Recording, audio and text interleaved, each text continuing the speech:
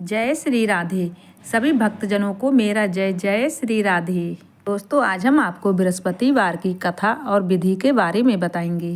बृहस्पतिवार को जो भी व्यक्ति व्रत करें उन्हें चाहिए कि दिन में एक ही समय भोजन करें, क्योंकि देव गुरु बृहस्पति का इस दिन पूजन होता है। भोजन पीला चने की दाल आदि का करें, परंतु नमक नहीं खाएं। पीले रंग के वस्त्र धारण करें, पीले फलों का प्रयोग करें, पीले चंदन से पूजन करें, प्रेम पूर्वक पूजन करें। पूजन के बाद बृहस्पति देव की कथा सुननी या पढ़नी चाहिए। इस व्रत को करने से मन की सभी इच्छाएं पूरी होती हैं और बृहस्पति महाराज प्रसन्न होते हैं। धन, पुत्र, विद्या तथा मन वांछित फल की प्राप्ति होती है। परिवार में खुशहाली बनी रहती है। इसीलिए ये व्रत सर्वश्रेष्ठ और फलदायक सभी स्त्री पुरुष के लिए है। इस व्रत में केले का पूजन करना चाहिए। कथा और पूजन के समय मन, कर्म, वचन से शुद्ध होकर जो इच्छा हो बृहस्पति महाराज से प्रार्थना करना चाहिए। सभी इच्छाओं को बृहस्पति देव अवश्य ही पूरी करते हैं। ऐसा मन में विश्वास रख के बृहस्पति देव का पूजन करना चाहिए। अब आप सुनेंगे बृहस्पतिवार व्रत कथा। एक समय की बात है कि भारतवर्ष में एक राजा राज करता था। वो बड़ा ही प्रतापी और दानी था। वो नित्य ही मंदिर में भगवान के दर्शन किया करने जाता था। ब्राह्मण गुरु की सेवा किया करता था। उसके दरवाजे से कभी भी कोई निराश होकर नहीं लौटता था। वो प्रत्येक एक गुरुवार को व्रत किया करता था और पूजन भी किया करता था। हर दिन गरीबों की सेवा किया करता था, परंतु ये सभी बातें उनकी रानी को अच्छी नहीं लगती थी। वो ना तो कभी व्रत किया करती थी और ना किसी को एक पैसा दान में दिया करती थी, और राजा से भी वो ऐसा करने को मना किया करती थी। एक समय की बात थी कि राजा वन में शिकार खेलने गए हुए थे। घर पर रानी और दासी थी। उसी समय गुरु बृहस्पति देव एक साधु का रूप धारण करके राजा के दरवाजे पर भिक्षा मांगने को गए थे। रानी से भिक्षा मांगी तो रानी कहने लगी, हे साधु महाराज, मैं रोज रोज के दान पुण्य से तंग आ गई हूँ। मेरे से तो घर का ये कार्य समाप्त नहीं होता। इस कार्य के लिए तो मेरे पति देव ही बहुत हैं। आप मुझ पर कृपा करें कि ये मेरा सारा धन नष्ट हो जाए और मैं आराम से रह सकूं। साधु बोले, हे देवी, तुम तो बड़ी विचित्र हो। संतान और धन से कभी कोई दुखी नहीं होता है। इसको सभी चाहते हैं। पापी भी पुत्र और धन की इच्छा रखता है। अगर आपके पास धन अधिक है तो आप भूखे मनुष्य को भोजन करवाओ, प्याऊ लगवाओ, ब्राह्मणों को दान दो, धर्मशाला बनवाओ, कुआं, तालाब, बाग बगीचे आदि के निर्माण कराओ तथा निर्धन मनुष्यों के कुंवारी कन्याओं के विवाह करवाओ तथा अनेक यज्ञ आदि धर्म करो। इस प्रकार के कर्म से आपका और आपके कुल का परलोक में नाम ऊंचा होगा, साथ ही आपको स्वर्ग की प्राप्ति होगी। परंतु वो रानी इन सभी बातों से खुश नहीं हुई थी। वो बोली, हे साधु महाराज, मुझे ऐसे धन की कोई आवश्यकता नहीं है जिसको मैं और मनुष्यों में बांटती रहूं तथा इसको संभालते संभालते मेरा पूरा जीवन नष्ट हो जाए। साधु कहने लगे, देवी, यदि तुम्हारी ऐसी इच्छा है तो ऐसा ही होगा। मैं तुम्हें जैसा बताता हूँ बिल्कुल वैसा ही करना।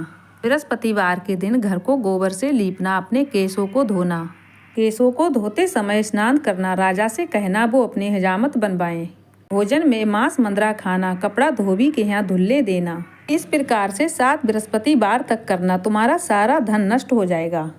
ये कहकर वो साधु महाराज वहाँ से अंतर्ध्यान हो गए। रानी ने साधु के कहे अनुसार ठीक वैसा ही किया। केवल 3 ही बृहस्पतिवार बीते थे, उनकी समस्त धन संपत्ति नष्ट हो गई और भोजन के लिए दोनों समय परिवार तरसने लगा। सांसारी भोगों से दुखी रहने लगे। अब राजा रानी से कहने लगा, रानी, तुम यहीं पर रहो, मैं दूसरे देश को जाता हूँ, क्योंकि यहाँ पर मुझे सभी मनुष्य जानते हैं। इसीलिए मैं यहाँ पर कोई कार्य नहीं कर सकता। देश चोरी परदेश भीख बराबर है। ऐसा कहकर राजा वहाँ से चले गए। वहाँ जंगल जाकर लकड़ी काटकर शहर में लाकर बेचता था। राजा इस तरह जंगल में अपना जीवन व्यतीत करने लगा। इधर राजा के घर पर रानी और दासी दुखी रहने लगी। किसी दिन भोजन मिलता और किसी दिन जल पीकर ही सो जाती थी। एक दिन रानी और दासी को 7 दिन तक बिना भोजन के ही रहना पड़ा। तब रानी ने दासी से कहा कि दासी, यहाँ पास के नगर में मेरी बहन रहती है, वो बड़ी धनवान है। तू वहाँ जा, वहाँ से 5 सेर बेसन मांग के ले आ, जिससे कि कुछ समय तक उससे गुजारा हो जाएगा। इस प्रकार दासी रानी की आज्ञा मानकर रानी की बहन के घर गई। तो रानी की बहन उस समय पूजन कर रही थी, क्योंकि उस दिन बृहस्पतिवार का दिन था। दासी ने रानी की बहन से कहा, सुनो रानी, मुझे तुम्हारी बहन ने भेजा है, मुझे 5 सेर बेसन दे दो। इस प्रकार से दासी ने अनेक बार कहा, परंतु रानी ने कोई इसका उत्तर नहीं दिया, क्योंकि वो उस समय बृहस्पतिवार की व्रत कथा पढ़ रही थी। इस प्रकार से दासी को जब कोई उत्तर नहीं मिला तब दासी मन ही मन में बहुत दुखी हुई और दासी को क्रोध भी बहुत आया। दासी इस प्रकार से अपने गाँव लौटकर आई और अपनी रानी से कहा, हे रानी, आपकी बहन बहुत ही धनी स्त्री है। वो छोटे लोगों से बात भी नहीं करती है, क्योंकि मैंने उसको बार बार बुलाया परंतु उसने कोई उत्तर नहीं दिया। फिर मैं वापस चली आई। रानी बोली, सुनो दासी, इसमें उसका कोई दोष नहीं है। जब बुरे दिन आते हैं तब कोई सहारा नहीं देता। अच्छे बुरों का पता विपत्ति में ही लगता है। जो ईश्वर की इच्छा होगी वही होगा। ये सब हमारे भाग्य का दोष है। इधर रानी ने देखा कि मेरी बहन की दासी आई, परंतु मैं उससे नहीं बोली। इससे वह बहुत दुखी हुई होगी। रानी ने पूजन करके और कथा को समाप्त करके रानी अपनी बहन के घर चल दी और जाकर अपनी बहन से कहने लगी, सुनो बहन, मैं बृहस्पतिवार का व्रत कर रही थी। हमारी दासी गई थी, परंतु जब तक कथा होती है हम न उठते हैं न बोलते हैं, इसीलिए मैं नहीं बोली। कहो दासी क्यों आई थी? रानी बोली, बहन, हमारे यहाँ अनाज नहीं था। वैसे तो तुमसे कोई बात छिपी नहीं है। इस कारण से दासी को मैंने तुम्हारे यहाँ 5 सेर बेसन लेने के लिए भेजा था। रानी बोली, देखो बहन, बृहस्पति देव भगवान सबकी मनोकामना पूर्ण करते हैं। देखो शायद तुम्हारे घर में अनाज रखा हो। इस प्रकार से रानी ने रानी का वचन सुना तो घर के अंदर गई। वहां पर एक घड़ा बेसन का भरा रखा था। तब रानी और बांदी दोनों बहुत दुखी हुई थी। दासी कहने लगी, सुनो रानी, वैसे तो हमको जब अनाज नहीं मिलता है तो हम रोज ही व्रत करते हैं। क्यों ना इनसे व्रत की विधि पूछ ली जाए, तब हम भी व्रत किया करेंगे। रानी ने दासी के कहे अनुसार अपनी बहन से व्रत की विधि पूछी थी। तब रानी की बहन ने बृहस्पतिवार व्रत की विधि बताई। केले के पेड़ में मुनक्का हल्दी से पूजन करें तथा शुद्ध घी का दीपक जलाएं, पीला भोजन करें तथा व्रत की कथा पढ़ें। इस प्रकार करने से देव गुरु बृहस्पति प्रसन्न होते हैं, अन्न पुत्र धन देते हैं, मनोकामना पूर्ण करते हैं। इस प्रकार दासी और रानी दोनों ने निश्चय किया बृहस्पतिवार का पूजन जरूर करेंगी। 7 दिन बाद जब बृहस्पतिवार का दिन आया तो दोनों ने प्रसन्न होकर बृहस्पतिवार का व्रत किया। घुड़सार में जाकर चना गुड़ बीन लाई, केले की जड़ में उससे पूजन किया। साथ ही विष्णु भगवान का भी पूजन किया। अब पीला भोजन कहाँ से आए? बेचारी रानी दासी दोनों बहुत दुख हुई, परंतु उन्होंने व्रत किया, इस वजह से प्रसन्न होकर गुरु बृहस्पति 2 थाली में भोजन लाए और दासी को देकर बोले, हे दासी, ये रानी और तुम्हारे दोनों के लिए भोजन है। दासी भोजन पाकर बड़ी प्रसन्न हुई और रानी से कहने लगी, चलो रानी, भोजन कर लेते हैं। रानी को इस बारे में कोई पता नहीं था, इसीलिए वो दासी से बोली, तू ही जाकर भोजन कर ले, तू हमारे व्रत में हंसी उड़ाती है। दासी बोली, वो महात्मा हम दोनों के लिए ही भोजन दे के गया है, इसीलिए हम और तुम साथ साथ ही भोजन करेंगे। इस प्रकार रानी और दासी दोनों ने गुरु भगवान को नमस्कार करके भोजन को प्रारंभ किया। अब वो प्रत्येक एक गुरुवार को केले का पूजन और बृहस्पतिवार का व्रत करने लगी। बृहस्पति देव की कृपा से फिर से रानी और दासी के पास बहुत सारा धन हो गया। तो रानी फिर उसी प्रकार से आलस करने लगी। अब दासी बोली, देखो रानी, पहले भी तुम ऐसे ही करती थी और तुम्हें धन रखने में कष्ट होता था। इस कारण से सब धन नष्ट हो गया। अब बृहस्पति भगवान की कृपा से फिर से धन मिला है तो फिर से तुम्हें आलस होता है। बड़ी मुसीबतों के बाद हमने ये धन पाया है, इसीलिए हमें दान और पुण्य करना चाहिए तथा भूखे मनुष्य को भोजन कराना चाहिए, प्याऊ लगवाना चाहिए, हमें ब्राह्मणों को दान देना चाहिए, कुएं, तालाब, बावड़ी आदि का निर्माण करना चाहिए, मंदिर पाठशालाएं बनवाकर दान देना चाहिए, कुंवारी कन्याओं का विवाह करवाना चाहिए और धन को शुभ कार्यों में खर्च करना चाहिए, जिससे तुम्हारे कुल का यश बढ़े तथा स्वर्ग प्राप्त हो और पितृ प्रसन्न हो। तब रानी ने इसी प्रकार के कर्म करना प्रारंभ किया। तब काफी यश फैलने लगा। एक दिन रानी और दासी विचार करने लगी, ना जाने राजा कौन से देश में होंगे, उनकी कोई खोज खबर नहीं है। गुरु भगवान से उन्होंने प्रार्थना की। गुरु भगवान ने रात में सपने में राजा से कहा, हे राजा, उठ, तेरी रानी तुझको याद करती है, अपने देश को चला जा। राजा प्रातः काल उठा और विचार करने लगा। स्त्री जाति खाने और पहनने की साथी होती है, परंतु भगवान की आज्ञा मान के वो अपने नगर के लिए चलने को तैयार हुआ। इसके पूर्व जब राजा परदेश चला गया तो परदेश में दुखी रहने लगा। फिरते दिन राजा जंगल से लकड़ी बीनकर लाता था और शहर में ले जाकर बीनता था। इस तरह से अपना दुखी जीवन व्यतीत करता था। एक दिन राजा दुखी होकर अपनी पुरानी बातें याद करके रोने लगा।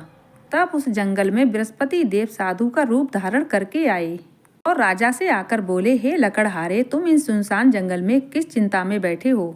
मुझको बताओ। ये सुनकर राजा के नेत्रों में जल भर आया। राजा साधु से कहने लगा, हे प्रभु, आप सब कुछ जानते हैं। इतना कहकर साधु को अपनी पूरी कहानी बता दी। महात्मा दयालु होते हैं। वे राजा से बोले, सुनो राजा, तुम्हारी स्त्री ने बृहस्पति देव का अपराध किया, जिस कारण तुम्हारी ये दशा हुई है। लेकिन राजा, तुम अब किसी प्रकार की चिंता मत करो। भगवान तुम्हें पहले से भी अधिक धन देगा। देखो राजा, तुम्हारी स्त्री ने बृहस्पतिवार का व्रत प्रारंभ कर दिया है। अब तुम मेरा कहा मानकर बृहस्पतिवार के दिन चने की दाल, गुड़, हल्दी लोटे में डालकर केले के पेड़ का पूजन करो। साधु को प्रसन्न देखकर राजा बोला, हे प्रभु, मुझको इतना पैसा भी नहीं बचता जिससे कि मैं भोजन करने के उपरांत मैं कुछ बचा सकूं। तो मैं कैसे बृहस्पति देव का पूजन करूं? मैंने रात्रि में अपनी रानी को व्याकुल देखा है। मेरे पास कुछ भी नहीं है जिससे कि मैं उनकी खबर जान सकूं। और फिर मैं कौन सी कहानी कहूँ? मैं कुछ भी नहीं जानता। साधु बोले, राजा, तुम किसी प्रकार की चिंता मत करो। रोजाना की तरह लकड़ियाँ तुम शहर में लेकर बेचने जाओ। तुम्हें रोज से दुगना धन प्राप्त होगा, जिससे तुम भली भांति भोजन कर लोगे और बृहस्पति देव के पूजन का सामान भी आ जाएगा। बृहस्पतिवार की कथा इस प्रकार है, सुनो। प्राचीन काल में एक बहुत ही निर्धन ब्राह्मण था। उसकी कोई संतान ना थी। वो नित्य ही पूजा पाठ किया करता था, परंतु उसकी स्त्री बहुत ही मरिनता के साथ रहती थी।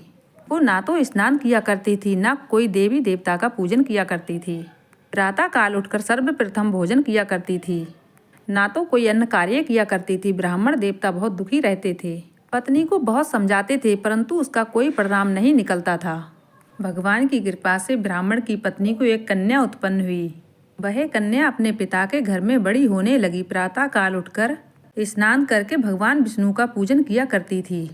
वह बचपन से ही बृहस्पतिवार का व्रत करने लगी।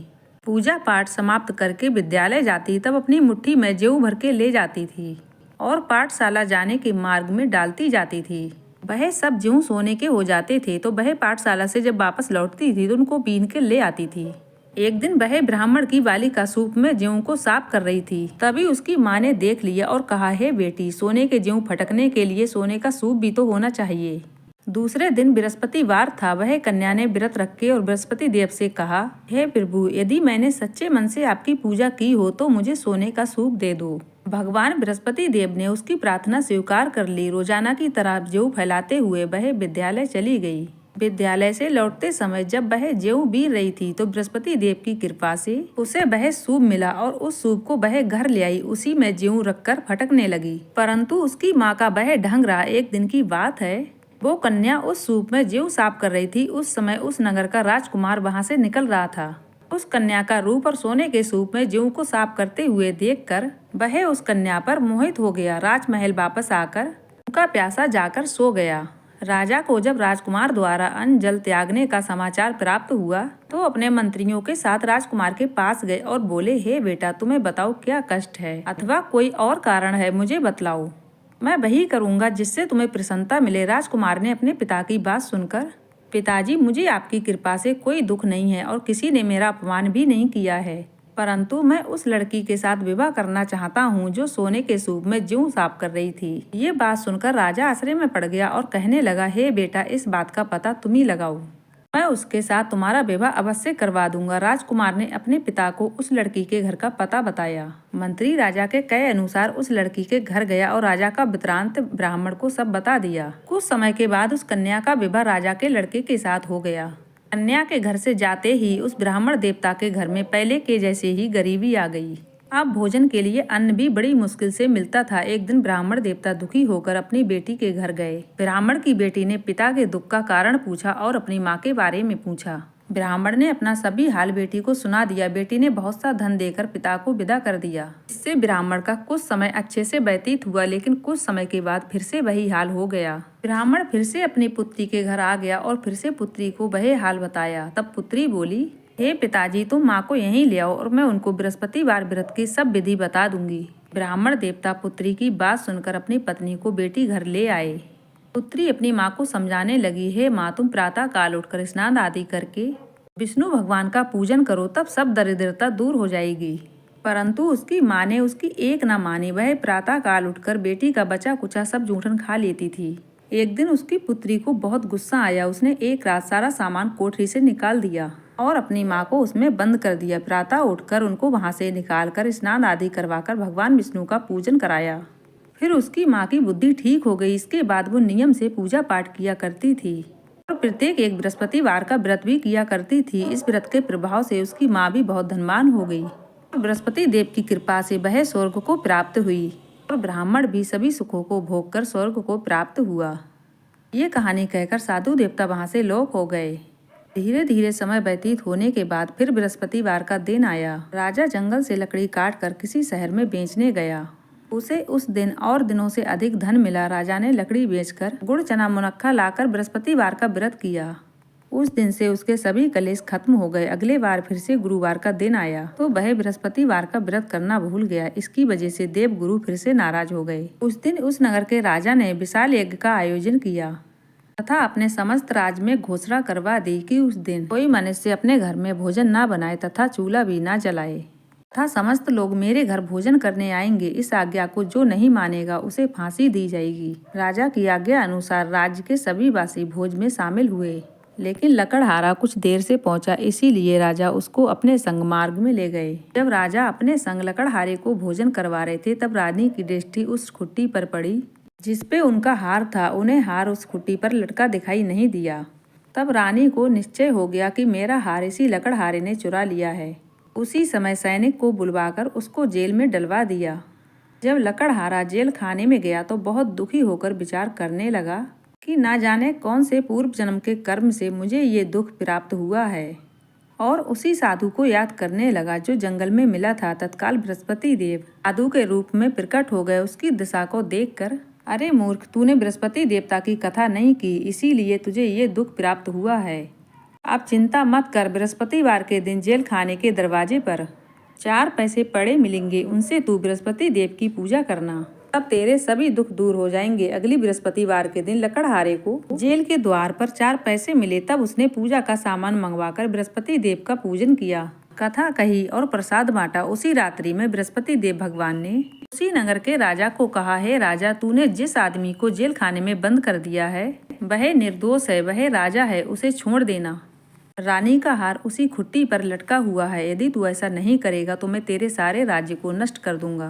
राजा प्रातः काल उठा और रानी के हार को खुट्टी पे टंगा देखकर लकड़हारे को जेल खाने से बुलवाकर उससे क्षमा मांगी तथा राजा के योग्य सुंदर वस्त्र आभूषण भेंट कर उसे विदा किया। गुरुदेव की आज्ञा अनुसार राजा अपने नगर को चल दिया। राजा जब नगर के निकट पहुंचा तो उसे बड़ा आश्चर्य हुआ। नगर में पहले से अधिक कुआं, तालाब, बहुत से धर्मशालाएं हैं, मंदिर आदि बने हुए थे। राजा ने बूझा, यह किसका बाग और धर्मशाला है। तब नगर के सब लोग कहने लगे, यह सब दासी और रानी के द्वारा बनाए गए हैं। राजा को आश्चर्य हुआ और बहुत गुस्सा भी आया। जब रानी ने सुनी कि राजा आ रहे हैं तब रानी ने दासी से कहा कि सुन दासी, देख, हमको राजा कितनी बुरी दशा में छोड़ गए थे। वह हमारी ऐसी हालत देखकर लौट न जाएं, इसीलिए तू दरवाजे पर खड़ी हो जा। दासी रानी की कहे आज्ञा अनुसार दरवाजे पर खड़ी हो गई। जब राजा आए तो उसे अपने महल में लिवा लाई। तब राजा ने क्रोध कर अपनी तलवार निकाली और पूछने लगा, बताओ ये धन तुम्हें सब कैसे प्राप्त हुआ। तब रानी ने बताया, ये धन हमें सब बृहस्पति देव की कृपा से प्राप्त हुआ है। राजा ने तब निश्चय किया कि 7 दिन बाद सब लोग बृहस्पतिवार का पूजन करेंगे, परंतु रोजाना मैं दिन में 3 बार कथा कहा करूँगा। मैं रोजाना व्रत किया करूँगा। अब हर समय राजा के दुपट्टे में चने की दाल बंधी रहती थी तथा दिन में 3 बार कथा कहा करता था। एक दिन राजा ने विचार किया कि चलो अपने बहन के यहाँ हो आवे। इस तरह का विचार करके राजा घोड़ी पे सवार होकर अपने बहन के यहाँ चल दिए। मार्ग में उसने देखा कि कुछ आदमी एक मुर्दे को लिए जा रहे हैं। उन्हें देखकर राजा कहने लगा कि अरे भाइयों, मेरी बृहस्पतिवार की कथा सुन लो। राजा की बात सुनकर लोग कहने लगे कि लो, हमारा आदमी मर गया है, इसको अपनी कथा की पड़ी है। परंतु कुछ आदमी कहने लगे कि अच्छा कहो, हम तुम्हारी कथा को सुनेंगे। राजा ने दाल निकाली और कथा कहनी शुरू कर दी। जब कथा आदि हुई तब मुर्दा हिलने लगा और जब कथा समाप्त हुई तो मुर्दा राम राम कर खड़ा हो गया। जब राजा आगे बढ़ा, उसे चलते चलते शाम हो गई। एक खेत में किसान हल चलाते मिला। राजा उससे भी कहने लगा, अरे भैया, तुम मेरे बृहस्पतिवार की कथा सुन लो। किसान उससे कहने लगा, जब तक मैं तेरी कथा सुनूंगा जब तक मैं 4 हरैया जोत लूंगा। जा अपनी कथा किसी और को सुनाना। राजा आगे चलने लगा। राजा का वहां से हटते ही बैल पछाड़ खाकर गिर गए और किसान के पेट में जोरों से दर्द होने लगा। उसी समय किसान की पत्नी रोटी लेकर आई। उसने जब ये हाल सब देखा और पूछा, उसी समय बुढ़िया दौड़ती दौड़ती घुड़सवार के पास गई और उससे बोली, मैं तुम्हारी कथा सुनूंगी, तुम अपनी कथा को मेरे खेत पर चल के सुना दो। राजा ने लौटकर बुढ़िया के खेत पे जाकर कथा सुनाई, जिसके सुनते ही बैल उठकर खड़े हो गए तथा किसान के पेट का दर्द भी खत्म हो गया। राजा वहां से अपने बहन के घर पहुंच गया। बहन ने अपने भाई की खूब मेहमानदारी की। दूसरे दिन प्रातः काल उठकर राजा देखने लगा कि सब लोग भोजन कर रहे हैं। राजा ने अपनी बहन से पूछा कि ऐसा कोई मनुष्य है जिसने भोजन नहीं किया हो, जो मेरी बृहस्पतिवार की कथा सुन ले।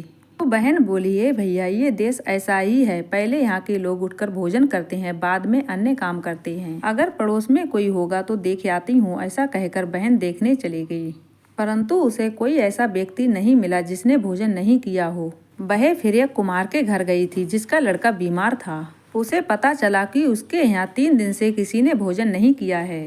रानी ने अपनी भाई की कथा सुनने के लिए कुम्हार से कहा। वह तैयार हो गया। राजा ने वहां जाकर बृहस्पतिवार की कथा कही, जिसको सुनकर उसका बेटा ठीक हो उठा। अब तो राजा को प्रशंसा होने लगी। एक दिन राजा ने अपनी बहन से कहा, हे बहन, मैं अपने घर जाऊंगा, तुम भी तैयार हो जाओ। राजा ने अपने भाई के साथ जाने के लिए अपनी सास से आज्ञा मांगी। चली जा, परंतु अपने पुत्र को मत लेके जाना, क्योंकि तेरे भाई के घर कोई संतान नहीं है। बहन ने अपने भाई से कहा, हे भैया, मैं तो चलूंगी, परंतु कोई बालक नहीं जाएगा। भाई ने अपनी बहन से कहा कि कोई बालक नहीं चलेगा तो तुम जाकर क्या करोगी। भाई दुखी मन से अपने नगर की ओर लौट आया। राजा ने अपनी रानी से कहा कि हम निसंतान हैं, इसीलिए हमारे घर कोई आना पसंद नहीं करता है। इतना कहकर बिना अन्न जल किए बिस्तर पर लेट गया। रानी बोली, हे प्रभु, हमें बृहस्पति देव ने सब कुछ दिया है, वह हमें संतान अवश्य देंगे। उसी रात बृहस्पति देव ने राजा को सपने में कहा, हे राजा, सब सोच त्याग दे, तेरी रानी गर्भवती है। राजा को ये जानकर बड़ी खुशी हुई। 9वें महीना में रानी ने एक सुंदर पुत्र को जन्म दिया। जब राजा की बहन ने ये शुभ समाचार सुना तब वह बहुत प्रसन्न हुई तथा बधाई लेकर अपने भाई के यहाँ आई। तब रानी ने कहा, घोड़ा चढ़कर नहीं आई, गधा चढ़ाई। राजा की बहन बोली, भाई, मैं इस प्रकार ना करती तो तुम्हें औलाद कैसे मिलती। बृहस्पति देव ऐसे ही हैं, जिसके मन में जो मनोकामनाएं रहती हैं जरूर पूर्ण करते हैं। जो सच्चे मन से बृहस्पतिवार का व्रत करता है एवं कथा पढ़ता है या सुनता है और दूसरों को सुनाता है, बृहस्पति देव उनकी सभी मनोकामना पूरी करते हैं। वो अवश्य उनकी इच्छा पूरी करते हैं। जो संसार में सच भावना और सच्चे हृदय से बृहस्पति देव का पूजन करते हैं, उनकी सभी मनोकामनाएं वैसे ही पूरी होती हैं जैसे रानी और राजा ने बृहस्पति देव का गुणगान किया, उनका पूजन किया, उनकी कथा की और उनकी सभी मनोकामनाएं अवश्य ही पूरी हुई। मनुष्य को हृदय से उनका नाम सिमरन करते हुए उनका जयकारा लगाना चाहिए। तो कथा मेरी संपन्न हुई। उम्मीद करती हूँ दोस्तों आज की कथा आपको जरूर पसंद आई होगी। पसंद आई हो तो वीडियो को लाइक करके चैनल को सब्सक्राइब भी जरूर कर दीजिएगा। एक बार प्रेम से बोल दीजिए, विष्णु भगवान की जय।